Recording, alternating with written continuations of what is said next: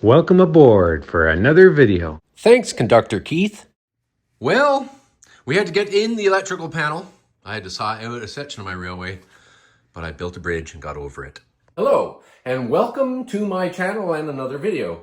Now, I haven't been showing this railway, my large scale, very much this summer. There are two main reasons for that.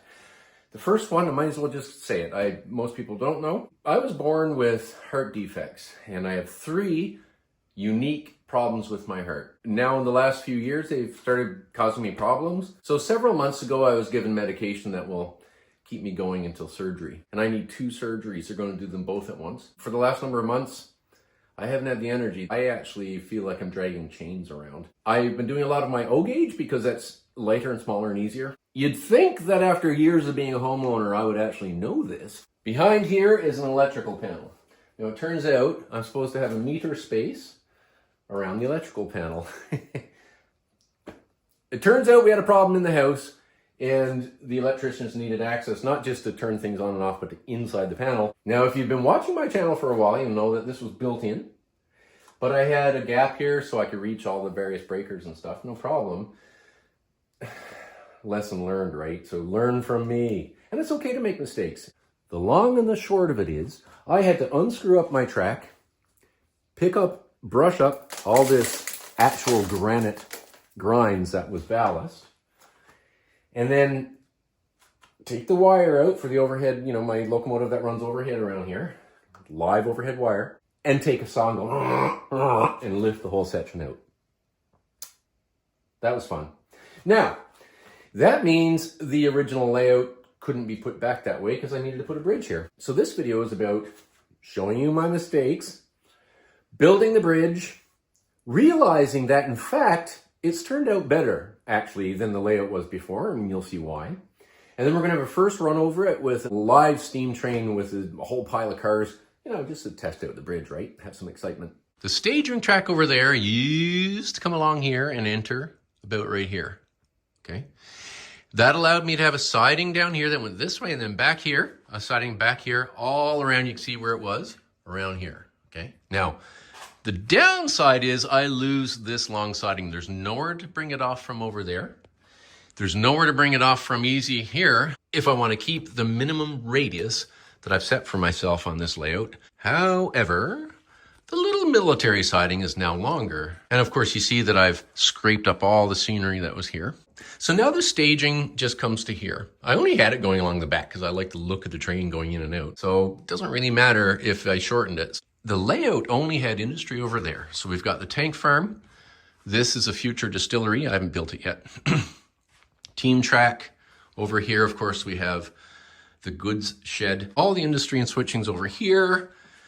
Now, reusing the same track, I've got a little siding here, and there's gonna be a false front building here that's gonna be a furniture factory. You need rail cars that come in full of lumber and hardware. Rail cars coming in with packaging, like big cardboard or slats to build crates in this era for the furniture to go out. And then maybe once a month, a tank car will go here because there's a boiler plant in the factory that operates the machinery. And of course, going out, you'll have the box cars full of finished furniture. And I actually like this better. Now, it always kind of bothered me I didn't have some industry over on this side somewhere. I got this nice long siding here just to show off rail cars that I like and park them there. Which is really not necessary and was not used for operations. And you know what?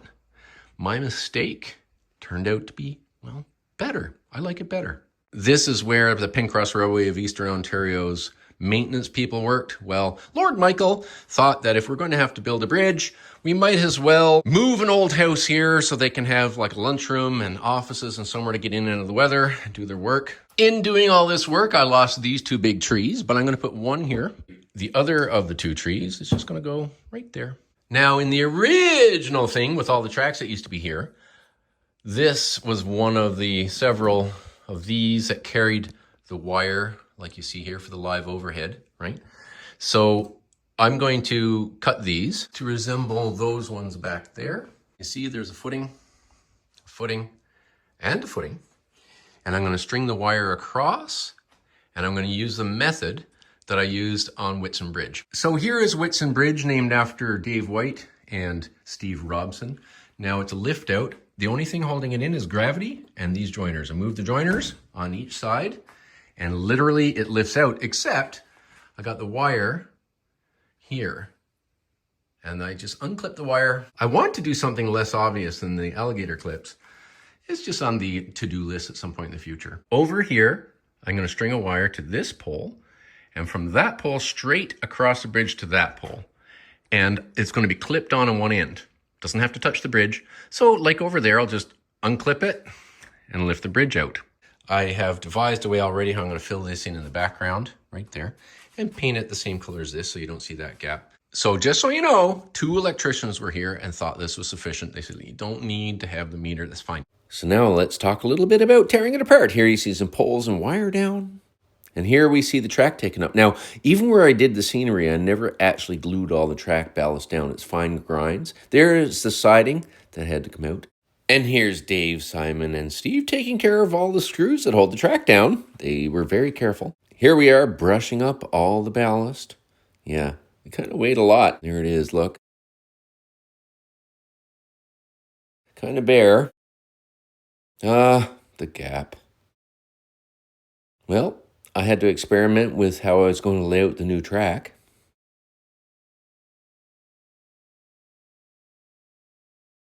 Here we see me putting on the footings for the bridge to rest on. And it was fairly simple. This is the top of the piece that came out of there. So I'm just going to lay it on there like that. And we're going to measure out the bridge. Just go on there like that. I also want to leave room for a pedestrian walkway, but on this side of the bridge only needs to be right there. Now on this side, there will be a pedestrian walkway. So I'll take Michael Ramsey here and put him on the bridge, just to see how much room I'll have. Here's our basic bridge, and it should just fit right down there like that. And it does. All I do is pull that, pull that, pull that and that. And on this side, pull that, and there's your bridge. So I went out and I bought at the dollar store, well, Dollarama, this thing of wooden dowel for dirt cheap. I mean, hobby store wooden dowel like that is very expensive. So these are going to be the little posts for the pedestrian walkway. This was a matter of measuring out even spaces, cutting dowels, and drilling holes. So I've taken this wire and I'm just stringing it along here like that. All right, so the safety rail is on. The color of the Pencross Railway of Eastern Ontario is green. Because the sections on either side of the bridge had changed so much, I had to scrape up all the scenery and we're just going to start again. So now it's time for my USRA 060, which I repainted and put Canadian Northern on there. I've got the garage door cracked. Okay, we're going to open the smoke box door. I'm going to use my electric lighter, rechargeable. There we go. Just wait for it to heat up. So at the bridge for the first steam crossing, we have, of course, me, Dave White, Steve Robson, Michael Franklin. Down here is Simon Court, Gnome. Henry and Marge now are joined the bridge. And we have Lord Michael and Conductor Keith, of course, and the Friar, our beloved Friar, great watcher of trains, and his beloved dog. So this is my Fly Sky controller I use for my tugboat and other things. I use these 2 dials to operate this locomotive, so we should test. There's forward and reverser, and the steam regulator. As you can see, pressure's coming up and condensate's coming out, so that's good. Roaring along nicely in there. There we go.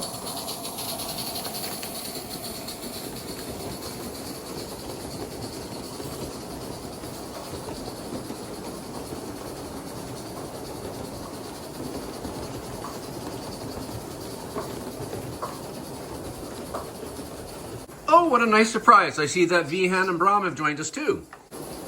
First crossing of the bridge.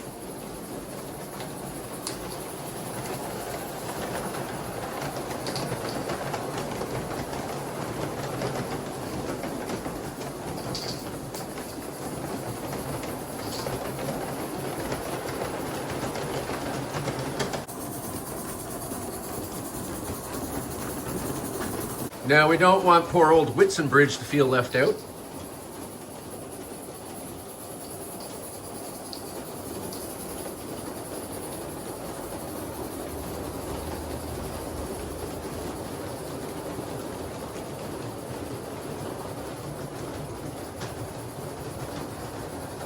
So I see we have Eric the Wizard there to the right.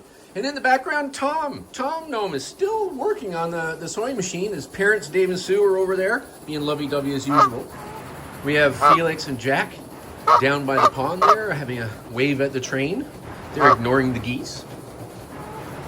And when the train passes, you'll see that Josiah and Edna are sitting there at the cafe. That's Marge's parents.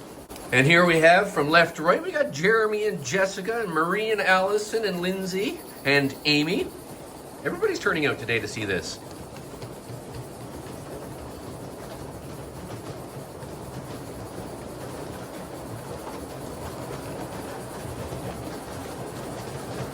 We see poor old Phil up on top of that tank, slaving away.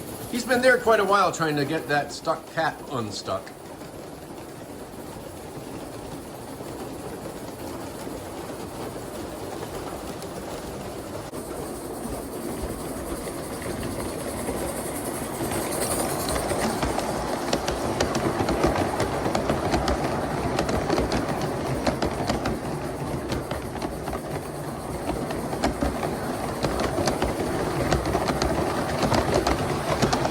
I see down there we have Tracy with the robot, the lost robot, and up in the back we have Tim and Dan, Porter Dan.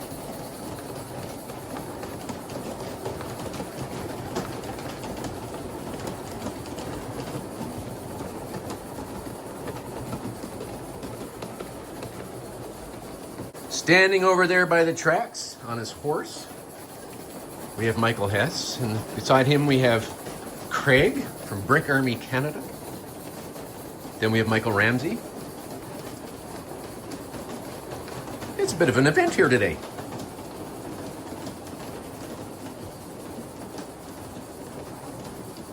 Down there in the center, I see we have Rob from Swift 16. We have Everett.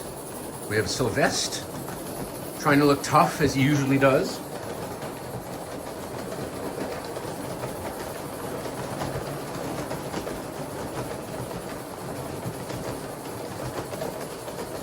Well, the bridge has turned out rather well, I think, and let this be the main lesson. If you're not 100% happy with something you've done, just tear it out and do it again. I probably wouldn't have if I didn't have to do this, but now I'm happier with the layout. So I guess don't settle. If you can build it, you can unbuild it and build it again.